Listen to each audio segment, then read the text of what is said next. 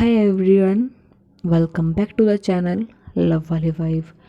और आप लोग सुन रहे हो आज एक new story, Radhika the beautiful side of love.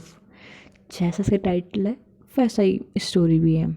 So hope so आपको ये वाली स्टोरी पसंद आए। आई डोंट नो कैसे लगे कैसे नहीं लगेगी, बट फिर भी जैसे भी लगे आप कमेंट करके बता देना। सो हम स्टोरी स्टार्ट करते हैं। ये कहानी है राधिका की। राधिका लखनऊ शहर में रहती है। सबसे पहले हम राधिका के बारे में जानेंगे, उसकी फैमिली बैकग्राउंड के बारे में बाद में जानेंगे। तो राधिका की एज अभी 22 है।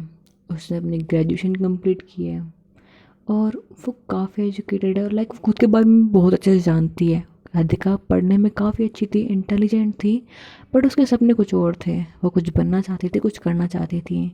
और उसकी एम्बिशंस तो बहुत अच्छे थे। वो इंटेलिजेंट भी थी बट वो बहुत शरारती भी थी, बहुत ज़्यादा चुलबुली थी, बहुत ज़्यादा बोलते हैं ना हंसमुख बच्चे होते हैं, लाइक बहुत ज़्यादा हंसते हैं खेलते हैं, लाइक ऐसे वाले होते हैं ना, वो बिल्कुल वैसी थी। वो इतनी बड़ी हो चुकी थी बट फिर भी आज भी उसमें वो बचपना था। लेकिन वो अपने घर पे वो बचपना कभी दिखाई नहीं पाती, क्योंकि पहले आपको उसके फैमिली के बारे में जानना पड़ेगा कि राधिका अपने घर पे कैसे बिहेव करती थी। और घर से निकलने के बाद वो एक आज़ाद पंछी बन जाती थी। बोल सकते हैं घर पे एक पंछी को जैसे पिंजरे में बंद रखते हैं, वो बिल्कुल वैसे रहती थी। आई नो घर सबसे ब्यूटीफुल प्लेस है जहाँ पे हमें सुकून मिलता है, बट राधिका को वहाँ पे सुकून नहीं मिलता था। उसे वो एक कैद खाना लगता था, जैसे मैं किसी जेल के अंदर हूँ और मुझे सब लोग यहाँ बंद रख रखे हैं। ऐसा नहीं था कि उसे फैमिली में कोई प्यार नहीं करता था, करते थे, बट फिर भी उसे घुटन सी महसूस होती थी अपने घर के अंदर। और उसका रीज़न है उसकी फैमिली लखनऊ शहर की बहुत जानी मानी फैमिली थी। और वो काफ़ी रिच भी थे, लाइक बहुत ज़्यादा तो नहीं बोलेंगे कि बहुत ज़्यादा रिच थे, सिक्योरिटी इतना कुछ नहीं था, बट हाँ काफ़ी ज़्यादा अमीर थे वो लोग, रिच बोल सकते हैं उन्हें। एंड वो काफ़ी बोलते हैं ना, वहाँ की काफ़ी पॉपुलर फैमिली थी, सब लोग जानते थे उन्हें, काफ़ी रेस्पेक्ट थी उनकी। एंड वो एक जॉइंट फैमिली थी, बहुत बड़ी फैमिली थी। तो फैमिली के बारे में पहले जान लेते हैं। जो राधिका के पापा थे वो लगभग 3 भाई थे। राधिका के पापा सबसे छोटे थे और उनके 2 बड़े भाई थे। और राधिका के पापा अपने दोनों भाइयों की बातें मानते थे, उनकी बातें टाल ही नहीं सकते थे। ऐसा लग रहा था जैसे उनके भाई जो बोल देते वो एक पत्थर की लकीर की तरह होता था। वो उनकी बातों को टालना जैसे हो ही पॉसिबल ही ना हो, इस दुनिया में ऐसा कुछ पॉसिबल ही नहीं हो कि उन्हें भाई की बात टाल सकते हैं।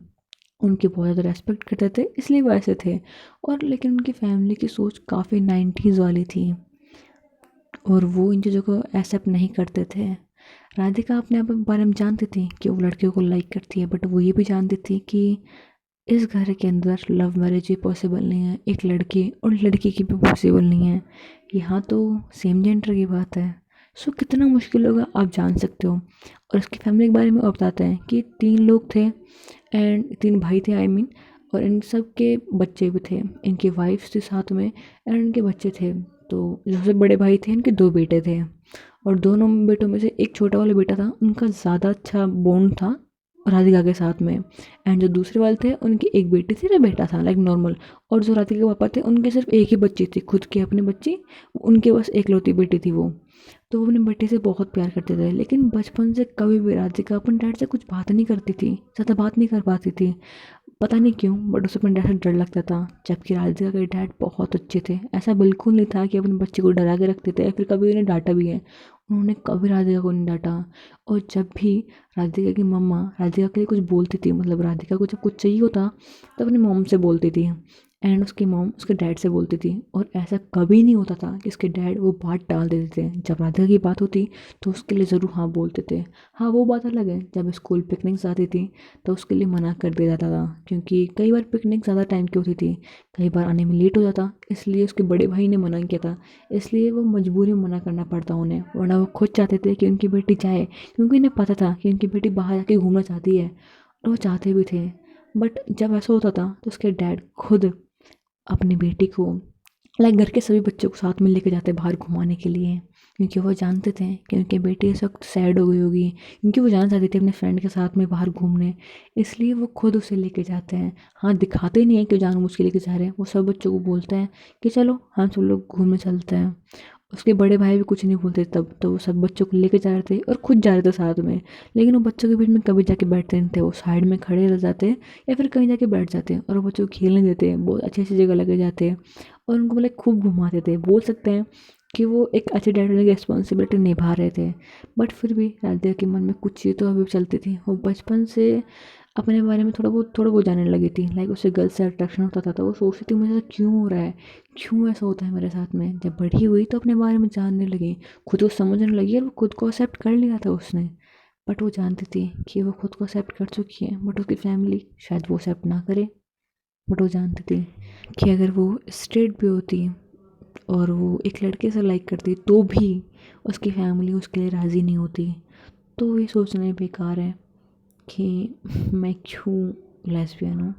इसलिए वो इन चीज़ों को इग्नोर करती है, क्योंकि वो जानती थी कि उसकी लाइफ के डिसीज़न वो खुद तो नहीं ले पाएगी। बट वो कुछ और चीज़ें भी जानती थी कि वो अपनी लाइफ को इस तरह डिस्ट्रॉय तो नहीं होने सकती।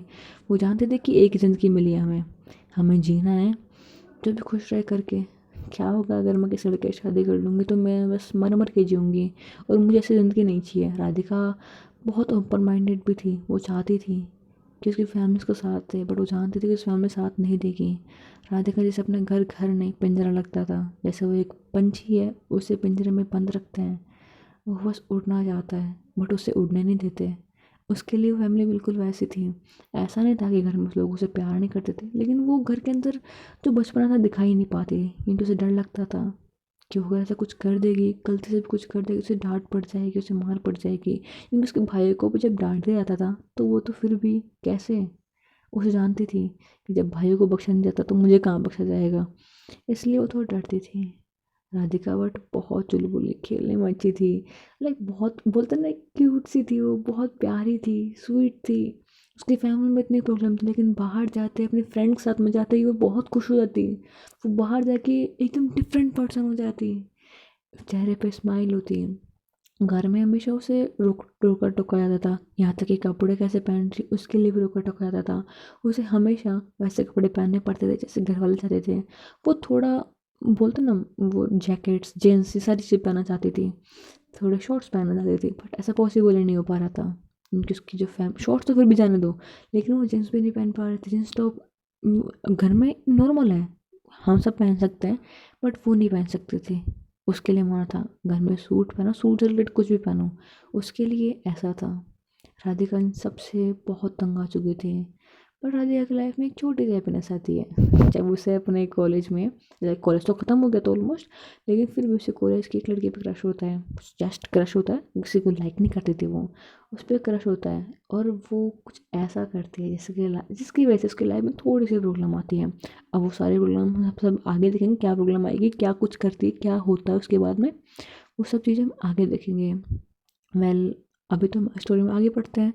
राधिका के बारे में हम जान चुके हैं, उसकी फैमिली के बारे में जान चुके हैं, उसकी फैमिली की सोच कैसे जान चुके हैं। बट क्या जानते हो कि अगर उसकी फैमिली को उसके बारे में पता चला, और क्या हो सकता है, वो अपनी इज्जत बचाने के लिए अपने बच्चे को भी मार सकता है। उनके लिए कोई बड़ी बात नहीं, उनके लिए अपनी इज्जत सबसे बड़ी है, सबसे ज़्यादा ज़रूरी है। और ऐसा ही कुछ अब होने वाला होता है। आई नो, यहाँ तक कहानी सुनने के बाद में आपको लग रहा होगा कि ये थोड़ी टिपिकल स्टोरी नहीं हो जाएगी, बट नहीं, ऐसा कुछ भी नहीं है। आगे स्टोरी काफ़ी इंटरेस्टिंग होने वाली है। आई डोंट नो आपको कितनी पसंद आएगी कितनी नहीं आएगी, क्योंकि ये बहुत ही डिफरेंट कॉन्सेप्ट है।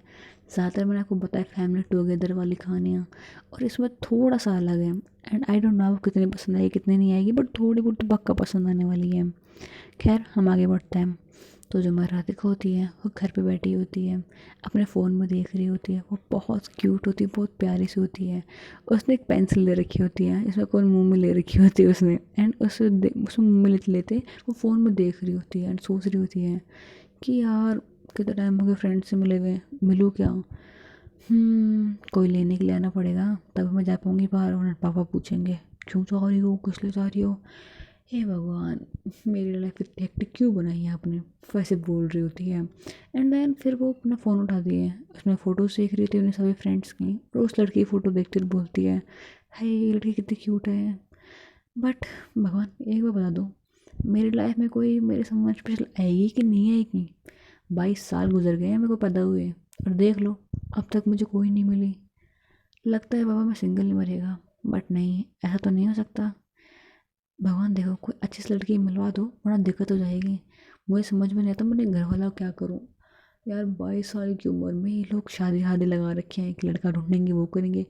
एंड इन लोग को पता लग गया कि मुझे लड़कियों में इंटरेस्ट है, साला ये तो मेरा आज ही शादी करके पटक देंगे। गॉड प्लीज़ ऐसा कुछ मत करना। मुझे अपनी ज़िंदगी जीनी है, मरना नहीं। अच्छा ठीक है, आपको लड़की नहीं मिलनी नहीं मेरे से, कोई मैं समझ पर नहीं मिलेगी, कोई दिक्कत नहीं है मुझे, मैं सिंगल रह लूँगी, मुझे कोई भी दिक्कत नहीं है। बट प्लीज़ कैसे इसी इंसान से मुझे शादी नहीं करनी जो बहुत गंदा मुझे नहीं करनी चाहिए किसी लड़के की शादी, मुझे नहीं करनी, प्लीज़ प्लीज़ प्लीज़ हेल्प कर दो। वैसे बोल रही होती है, छोटे बच्चों की तरफ बहुत क्यूट लग रही होती है, अपने फ़ोन को देख रही होती है, फ़ोटोज़ को चेक कर रही होती है, भगवान से कंप्लेंट कर रही होती है, वो बहुत प्यारी होती है, कसम से बहुत प्यारी होती है। एंड तभी उसके फ़ोन पे कॉल आता है उस लड़की का, जिस लड़की को वो लाइक करती थी, बट उसकी नज़र में वो उसकी फ्रेंड भी थी और उसकी एक अट्रैक्शन भी थी, क्रश बोल सकते हैं, उसकी क्रश भी थी। तो उसका कॉल आता है तो वो फ़ोन उठाती है और बोलती है, हाँ शोलू बोल क्या हुआ। तो बोलती है, क्या हुआ कि बच्ची, एक बार पता, ग्रेजुएशन के बाद में अपने फ्रेंड्स को ना कॉल करना ना मैसेज करना और ना ही तुम मिलने आना, ये कौन सी बात आ गई। तो बोलती है, कॉल मैसेज नहीं करना, करती तो हूँ। तो बोलती है, हाँ हम मैसेज करेंगे, अब 2 घंटे बाद मैडम के रिप्लाईज आएंगे, ये होती है, इसे बोलते हैं मैसेज करना। तो बोलता है, तो क्या करूँ यार, घर में बोर पड़ी हूँ और क्या करूँ, और वैसे भी मेरा मन तो नहीं होता बाहर जाने का, तू जानती है बाहर जा नहीं सकती, चल ना यार बाहर चलते हैं। तो बोलते हैं, हाँ तुझे इसलिए तो कॉल किया है, सब लोग बाहर मिल रहे हैं, आ जा तू भी। तो बोलते हैं, आ जाऊंगी, पर तुझे पता है ना तुझे आना पड़ेगा। एंड गॉड प्लीज़ गलती से भी किस लड़के का नाम घर पे ले मत लियो, और तुझे पता है मुझे प्रॉब्लम हो जाएगी। तो पता है, हाँ नहीं लूँगी यार, और वैसे भी हमारे फ्रेंड्स के ग्रुप में लड़की और लड़के सब हैं, तेरे घर वालों को पता नहीं ना ये बात। तो बोलते हैं, हाँ माँ पता नहीं है, बट तू बता भी मत दियो, कसम से यार जान निकल जाएगी मेरी। तो बोलती है, ठीक है आया तू। तो बोलते ठीक है, और तू पिकअप करना था मुझे। तो बोलती है, ठीक है आती हो, बस थोड़ी देर में आने वाली हूँ, वैसे भी तेरे घर के रास्ते में हूँ, तो फटाफट तैयार हो जाती। तो बोलती है, ओके। तो तैयार हो रही होती है, थोड़ी देर में वो घर आ जाती है। एंड जैसे वो घर पे आती है तो जो राधिका की मम्मा थी उसे बुलाते हैं, उसे बैठाती हैं, उसे बातें कर रही होती है, वो बोलती है, आंटी हम लोग बाहर जा रहे थे घूमने के लिए, हम सारे फ्रेंड्स आ रहे थे, तो मैं राधिका को पिकअप करने के लिए आई हूँ, तो क्या हम जाएँ। तो बोलती ठीक है बेटा जाओ। और घर वाले भी कोई मना नहीं कर रहा है, तो कोई बड़ी दिक्कत थी नहीं, वो फ्रेंड्स के साथ कई बार बाहर जाती रहती थी, तो नॉर्मल थी उनके लिए। तो राधिका तैयार होकर नीचे आती है और बोलती है, हाँ चलो चले। तो बोलती है, हाँ चलो। मम्मा मैं जाऊँ। तो बोलते हैं, हाँ बेटा जाओ। ऐसे बोल के भाई करते सभी घर वालों से तो होता है, लाइक घर के बड़े भी होते हैं। तो उसके जो दादाजी थे, सॉरी मैं आपको बताया नहीं कि इनके दादाजी भी थे, मतलब कि जो राधिका के पापा थे वो भी अलाइव थे, उनकी दादी नहीं थी पर दादा थे। दादा बोलते हैं, पर टाइम से घर आ जाना। तो बोलते ठीक है दादू जी मैं आ जाऊँगी, ऐसे बोल कर चली जाती हैं। बोल सकते हैं कि घर में वो ज़्यादा किसी से बात करते नहीं थी, सिर्फ अपने बहन भाइयों से बात करती थी। तो राधिका वहाँ से ऐसा बोल के चली जाती है। वो शालू के साथ में बाहर जाती है, बाहर जगह सब लोग फ्रेंड्स मस्ती कर रहे होते हैं, मजाक करते टाइप, काफ़ी अच्छा टाइम मिल जाता है इन लोगों का। एंड इन सब के बाद में सारे फ्रेंड्स अपने अपने घर चले जाते हैं, बट शालू और राधिका अभी वहीं पे होते हैं, दोनों खा रहे होते हैं खाना एंड बातें कर रहे होते हैं। ऐसे बातें करते करते हंसते हुए बाहर जाते हैं, दोनों बाहर जाए होते हैं। शालू थोड़ी आगे चली जाती है, राधिका बोलते आराम से यार, ऐसे बोल उसका हाथ पकड़ती है। तो राधिका उसके हाथ की तरफ देखते हुए बोलती है, एक बात पूछ राधिका तुझे। तो बोलती हाँ बोल। तो बोलती है, तुझे कुछ से बात करनी थी मुझे, तो साइड चलेगी। तो बोलते ठीक है चल। वो नॉर्मल ले रही होती है कि पता नहीं क्या बात करनी है इसे, इसलिए वो राधिका का हाथ पकड़ती है। शालू राधिका का हाथ पकड़ती है एंड उसे लेके जा रही होती है। वो उसी रेस्टोरेंट के पास में जगह थी, थोड़ा वो कैफ़े टाइप था, तो रेस्टोरेंट भी बोल सकते हैं, उसे काफ़ी अच्छा था, वो काफ़ी पॉपुलर था। तो वो एक उस साइड लेके जाती है जहाँ पर कोई आता जाता नहीं है, थोड़ा सा अंधेरा था, उधर लाइट थी बट इतना ज़्यादा अंधेरा नहीं था, बोल सकते हैं कि थोड़ा बहुत था, लाइक कोई दूर से देखो तो ज़्यादा क्लियर नहीं दिखेगा। और ऐसा कुछ वहाँ पे होता है। राधिका और और शालू वो दोनों वहाँ खड़े होते हैं। शालू राधिका तक देख के बोलती है, तुझे एक बात बोलनी थी बहुत टाइम से है, एंड आई थिंक सो ये टाइम ठीक रहेगा तुझे बोलने का। तो बोलती है, क्या बोलना है तुझे। तो बोलती है, आई लाइक यू। तो शौक होते ही बोलती है, हाँ तो उसमें क्या हुआ, फ्रेंड्स तो लाइक करती दूसरे को, मैं ज़्यादा सोच रही हूँ ये ऐसे फ्रेंड के बोल रहे होगे, बट साइड में क्यों लेके आई है मेरे को। फिर वो बोलती है, हाँ बाबा आई लाइक यू टू, वैसे बोलती है, उसे लगता है फ्रेंडली बोल रही होगी, मैं ज़्यादा सोच रही हूँ। तो बोलती है, in not that sense, I mean I love you. तो बोलती है, हाँ बाबा आई लव यू टू, ऐसे बोलते हैं, लाइक ऐसे फ्रेंड को बोल रहे होते हैं। तो बोलती है, ये भूलने के लिए है कि तू भी क्या कर रही है, ऐसे लाइक मस्ती में टाल रही होती है। एंड उसके दिल में लाइक सिर्फ अट्रैक्शन वाली क्रश वाली फीलिंग से ज़्यादा कुछ था नहीं। एंड जो हमारी राधिका थी उसके लिए प्यार और क्रश दोनों बहुत डिफरेंट चीज़ें थी। तो उसके लिए तो वो एक फ्रेंड के तौर पे थी। तो बोलती है स्टूपिड है यार, तुझे कैसे समझाऊँ, आई like you, I love you, damn it, तू समझ क्यों नहीं रही है। तो बोलती है I am getting you, but मुझे प्रॉपर समझ में नहीं आ रहा तू एक्जैक्टली बोलना क्या चाह रही है। तो राधिका को ऐसे बात सुन के शाल थोड़ा फ्रस्ट्रेट हो जाती है, तो समझ में नहीं आता वो कैसे समझाए उसे। वो डायरेक्ट बोलना चाहती थी लेकिन उससे ऐसे बोला नहीं जा रहा था, क्योंकि वो समझ में नहीं आ रहा था कि शालू इन चीज़ों को समझेगी कि नहीं समझेगी, क्योंकि शालू इस फैमिली से बिलोंग करती है। सॉरी, राधिका जिस फैमिली से बिलोंग करती है उसे लगता है कि शायद राधिका ना समझे पर समझ जाए, बट वो चाहती थी कि वो आज अपने दिल की फीलिंग्स राधिका से कन्फेस कर लें। इसलिए वो राधिका क्लोज आती है, उसे कमर में हाथ डालते से अपने क्लोज कर लेती है एंड उसके लिप्स पे किस कर देती है। बोलती है I like you damn it, ऐसे बिल्कुल दोबारा किस करने लगी, पहले बोली तो I like you and then उसके लिप्स पे किस करती है। And here is the problem come, Radhika उसे दूर ज़रूर कर देती है, लेकिन जब उसे दूर कर देती है वो उसके दिल में कोई फीलिंग तो थी नहीं, बट उसके लिप्स पे जो किस करती है एट द टाइम जो राधिका की बुआ जी होती हैं वो उसी रेस्टोरेंट में होती है और वो ये सारी चीज़ें थोड़े ऊपर से देख रही थी। उन्हें आवाज़ नहीं आ रही थी उन्हें क्या बातें कर रहे थे, बट उन्हें दिखता है कि ये हमारी घर की बच्ची है एंड एक लड़की के साथ में जो भी इस तरीके से उनकी आंखें बढ़ी जाती हैं देख करके। उन्हें एग्जैक्टली पता नहीं होता क्या बात है, वो तुरंत वहाँ से निकलती हैं।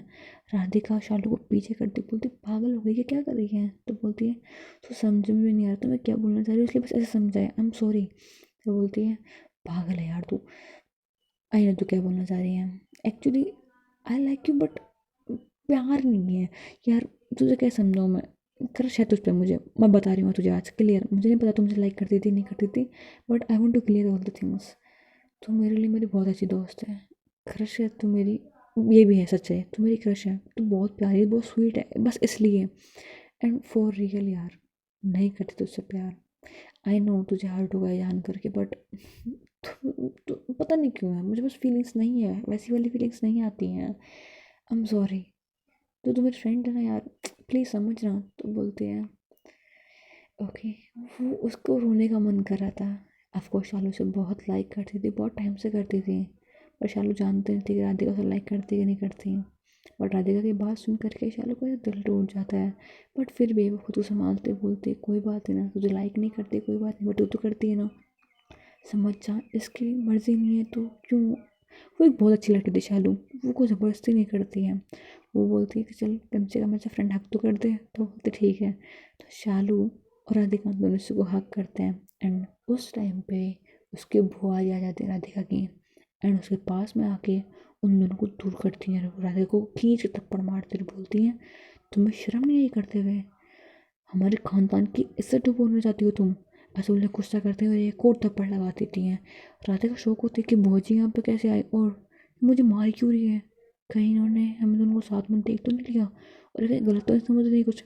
बोलने की कोशिश करते कि भौजी से कुछ नहीं, तो बोलते ऐसे कुछ नहीं है, मैंने सब देखा है कि क्या चल रहा है यहाँ पे, और तुम यहाँ से निकल जाओ, जिससे पहले कि मैं कुछ कर दूँ यहाँ से निकल जाओ, और आज के बाद दिखने नहीं चाहिए। लेकिन तुम दोनों दोस्त हो, बट यहाँ तो कुछ और ही हो रहा है, यहाँ तो दोस्ताना चल रहा है। वाह, बहुत अच्छी बात है, बहुत ज़्यादा, निकलो यहाँ से वरना तुम्हारे घर वालों को बता दूंगी। एंड शालू थी, उसकी फैमिली वालों को शालू के बारे में पता था, तो शालू को डर नहीं था क्योंकि शालू की फैमिली यहाँ से नहीं थी, वो किसी और शहर से थी। शालू बस यहाँ पढ़ने के लिए आई थी, जो भी अपने यहाँ पे नानू नानी के रहती थी वो यहाँ पे। उसकी फैमिली काफ़ी बोलते ना ओपन माइंडेड थी, एंड वो बाहर फॉरेन में पढ़ने वाली भी थी अभी आगे जा करके।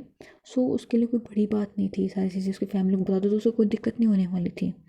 तो बोलती है आंटी आप सुनिए आप गलत समझ रही हैं। तो बोलती गलत समझ रही हूँ, मैं गलत समझ रही हूँ। तो राधिका रोने लगी थी, बोलती बुआ जी प्लीज़। वो बोलते तुम मेरे साथ चलो, उसका हाथ पकड़ से खींच के घर लेके जाती हैं, उसे गाड़ी में बिठाती हैं, उसे घर लेके जाती है, और यहीं से फैमिली ड्रामा होता है शुरू। घर में बवाल मचने वाला होता है, बहुत धमाका होने वाला होता है। वो उसे घर लेके जाती हैं, घर लग जाते हैं, राधिका रो रही होती है, घर आते थोड़ा शांत होती है, सोचती है कि भौजी नहीं बताएंगी, बट भौजी वो ऐसी नहीं होती हैं कि बताएंगे नहीं, डांट के रह जाएंगी। वो घर के अंदर लेके जाती हैं, उसे घर के अंदर लेके खींच के लेके आती हैं, एंड खींच के लेके अंदर नहीं लेके आते हैं, थोड़ा बहुत धक्का लगता है ऐसे, वो जोर से पीछे करती है और बोलती हैं तुम्हें शर्म नहीं है ये सब कुछ करते हुए? हमारे परिवार की इज्जत नीलाम करने वाली हो तुम? जब ऐसे चिल्ला के गुस्सा कर रही होती, सब लोग वहाँ आ जाते हैं। एंड तब राधिका के जो बड़े ताऊ जी होते हैं वो आते हैं और बोलते हैं, क्या हो रहा है मानसी यहाँ पे? वो जो उसकी बुआ जी थी उनका नाम था मानसी। तो बोलते हैं, भैया हमारे घर की इज्जत डूबने वाली है, हमारे घर की नाक काटने वाली है लड़की। तो बोलते हैं, ऐसा क्या कर दिया इसने? किस लड़की के साथ में थी कि बट तो अपने दोस्त के साथ में गई थी, वो क्या नाम था उसका, शालू। तो बोलते हैं हाँ भैया उसी के साथ में कांड करने वाली थी। तो बोलते क्या मतलब हो तुम्हारा, कोई लड़का था वहाँ पे? तो बोलते नहीं कोई लड़का नहीं था, बल्कि तो एक लड़की के साथ में थी। तो बोलते क्या मतलब है, मेरे को समझ में नहीं आ रहा है। तो बोलते हैं ये किसी लड़के के साथ में मुँह काला करती ना तो भी शायद इतनी बदनामी नहीं होती, ये एक लड़की के साथ में बस इतनी सी, इस लड़की को ज़्यादा चर्बी चढ़ी है, इसकी शादी करा दो। इसको ज़्यादा मतलब आप समझ रहे हो किस इंटेंशन में बोल रही थी? वो बोलना चाह रही थी कि जो राधिका थी वो किसी का बस फिजिकल होना चाहती है, इसलिए वो सिर्फ एक लड़की को ढूंढ रही है। जो ज़्यादातर लोग बोलते हैं कि बस ये हवस है और कुछ नहीं है, फिजिकल थिंग के लिए सब कुछ करते हैं लोग, अपनी हवस बुझाने के लिए करते हैं बस, ये आई नो ऐसा बोलते हैं, बहुत लोग बोलते हैं। मे बी शायद आपने सुना होगा या नहीं भी सुना होगा, I don't know, but this is for real. और वो बुआ भी यही चीज़ बोल रही होती हैं कि बस लड़की बड़ी हो गई है, इसकी ज़रूरत तो कुछ ज़्यादा हो चुकी हैं, शादी करा दो उसकी, वरना हमारे घर के मुँह काला कर देगी। और वो लाइक फुल तरीके से उन्हें एक्सप्लेन करते हैं उन्होंने क्या देखा क्या नहीं देखा। तो उसके बड़ताऊ जी को बहुत गुस्सा आता है, वो अपना हाथ उठाते हैं, उसे मारते नहीं हैं, बोलते हैं बस लड़की जवान हो गई है, मार नहीं सकता, और वैसे मारूंगा तो चेहरा खराब हो जाएगा, इसकी एक हफ्ते के अंदर अंदर शादी करके इसे घसे हुए दे दे दूँ।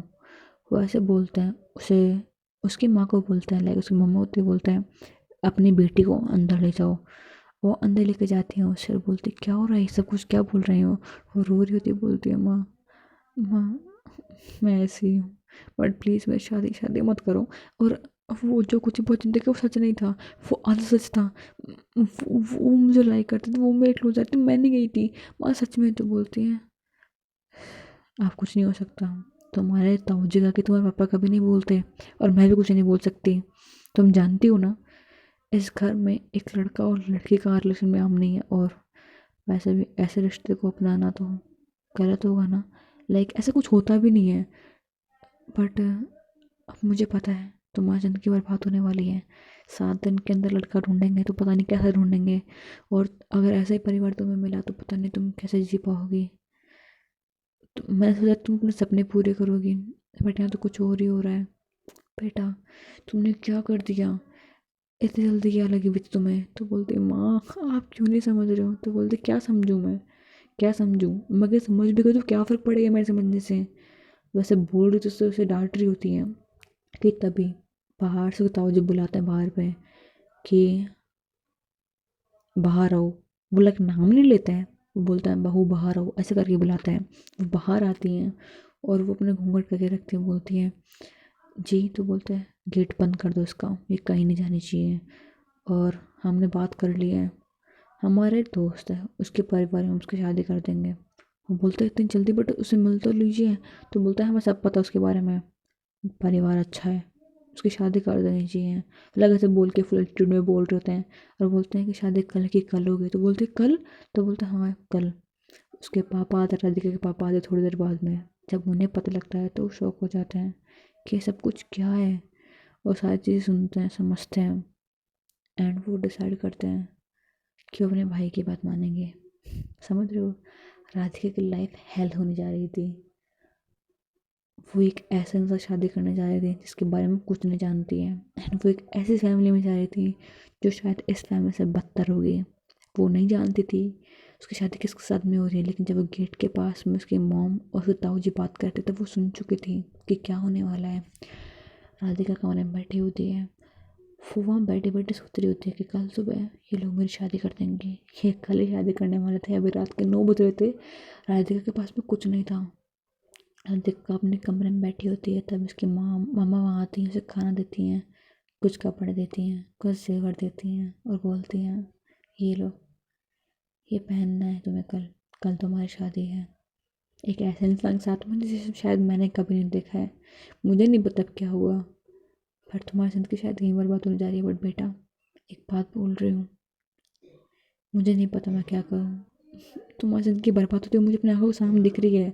मैं बेबस हूँ, मुझे समझ में नहीं आ रहा मैं कैसे इन सब चीज़ों को रोकूँ। उसकी मॉम बहुत रो रही थी, वो नहीं चाहती थी कि उनकी बेटी की शादी किसी ऐसे इंसान के साथ में हो जाए जिसे वो जानती भी नहीं है, पहचानती भी नहीं है, और ना ही राधिका कभी उसे मिली है। खुश रहेगी कि नहीं रहेगी वो बहुत चिंता में होती हैं।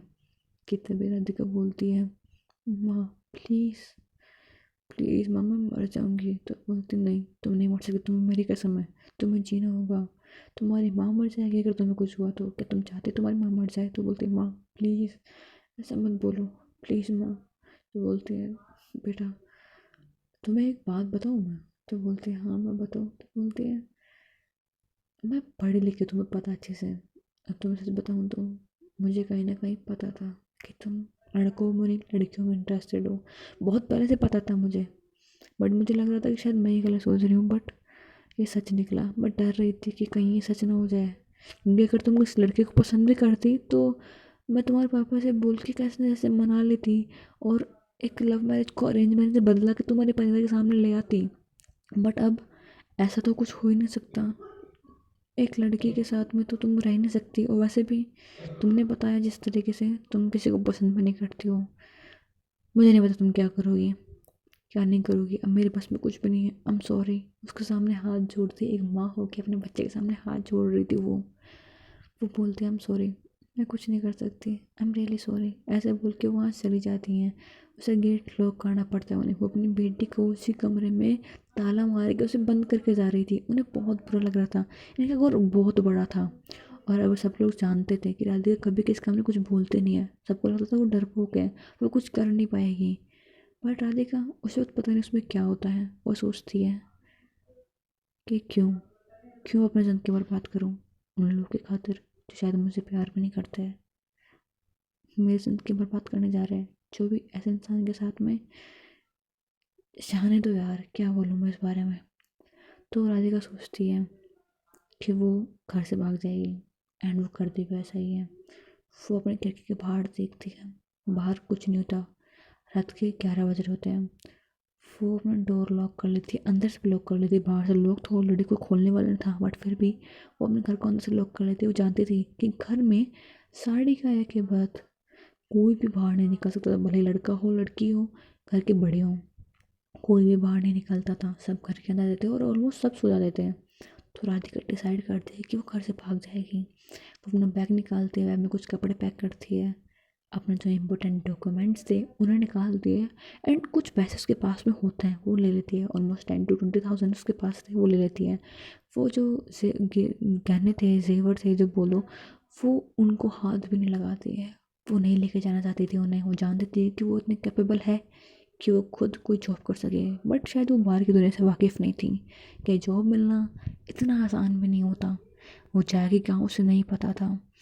वो बस एक मास्क लेती है, अपने मुंह पे लगाती है, एंड उसके पास में कपड़े थे, लाइक जींस टॉप जो हम बोलते हैं, जैकेट से उसके पास सारे कपड़े थे, बस वो पहन नहीं पाती थी क्योंकि उसके घर वाले अलाउ नहीं करते थे। लेकिन उसके पास ऐसे कपड़े ही थे। वो सारे वो कपड़े निकाल लेती है जिनको अब तक शायद वो कभी पहन नहीं पाई थी।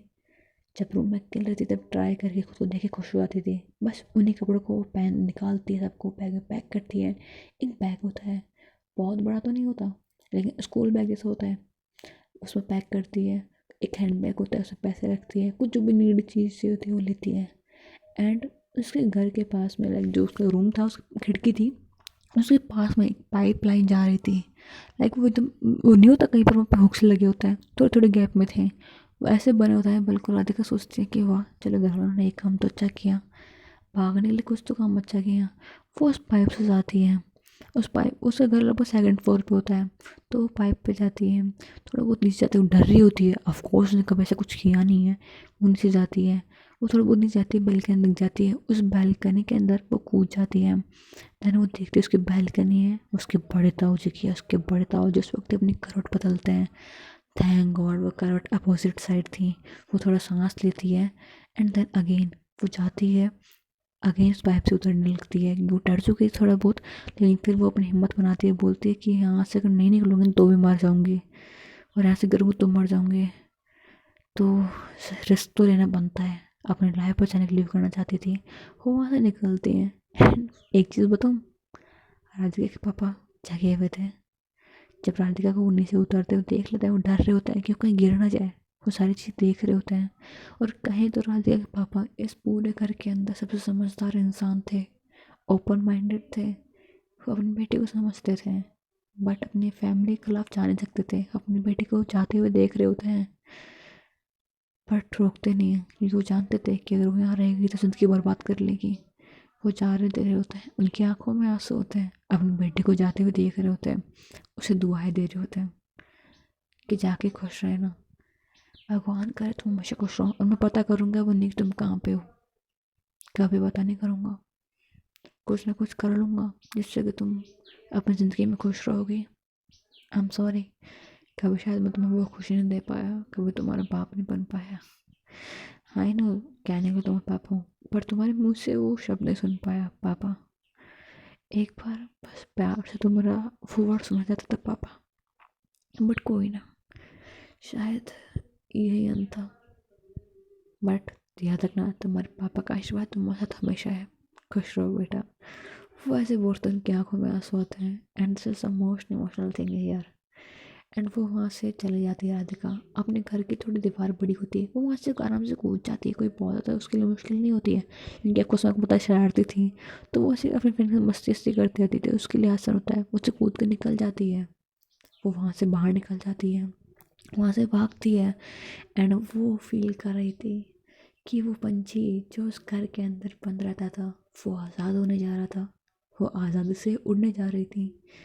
बट उस पंछी को उड़ने में मुश्किल तो ज़रूर आएगी, बट कहते हैं ना, पंछी को उड़ना माँ कैसे सिखाती, उससे अपने घोंसले से धक्का मार के। जब वो गिरता है, मुसीबत देखता है, तभी तो उड़ना सीखता है, मुसीबत से लड़ना सीखता है। अभी तो बस शुरुआत थी, ये पंछी उड़ने के लिए तैयार था, बट उड़ना आता नहीं था, बट उड़ने के लिए ये बिल्कुल तैयार था। आप भी बस इसे पंख मिले थे और ये उसमें बहुत खुश था। ये बाहर जाके उड़ना चाहता था, आसानी से अपने पंख फैला के उड़ना सीखना चाह रहा था। एंड वही वो करती है, वो खुश होती है, वो भागती है बस स्टैंड की तरफ, वो भाग के जाती है। इस वक्त रात के 1 बज रहे थे। एक लड़की का रहना सेफ़ नहीं होता, बट फिर भी अभी उसका रहना कहीं पे भी सेफ़ नहीं है। वो वहाँ से निकलती है, बस स्टैंड जाती है, बस स्टैंड जा कर के उसे जो बस सबसे पहले वो पकड़ लेती है। उसे नहीं पता बस कहाँ जा रही होती है, एंड वो बस जा रही होती है एक ब्यूटीफुल सी जगह पर, जहाँ पे उसे एक ऐसा इंसान मिलने वाला था जो शायद बहुत अलग था उसके लिए, बहुत अलग। वो कैसे स्ट्रगल करेगी, कैसे उस इंसान से मिलेगी, वो इंसान कैसा होगा, क्या वो एक बुरा इंसान होगा जिसे वो अच्छा बनाने वाली थी, फिर कोई अच्छा इंसान होगा, पता नहीं। बट इस तरह आपको याद होगा, Radhika the beautiful side of love, एक प्यार का एक प्यार सा साइड है, तो शायद वो इंसान बहुत प्यार होगा। मतलब मेरी स्टोरी और कुछ अच्छा अच्छा ना हो तो पॉसिबल ही नहीं है ना। होप सो आपको पसंद आई हो। और जो आपको राधिका थी, अब वो जा रही थी शिमला, उसे पता नहीं था बट वो शिमला जा रही थी। एंड वहीं से तो हमारी न्यू जर्नी स्टार्ट होती है। होप सो बड़ी आपको स्टोरी पसंद आई है, अगर स्टोरी पसंद आई है so please do like and subscribe to the channel. Thanks for watching, bye buddies, see you.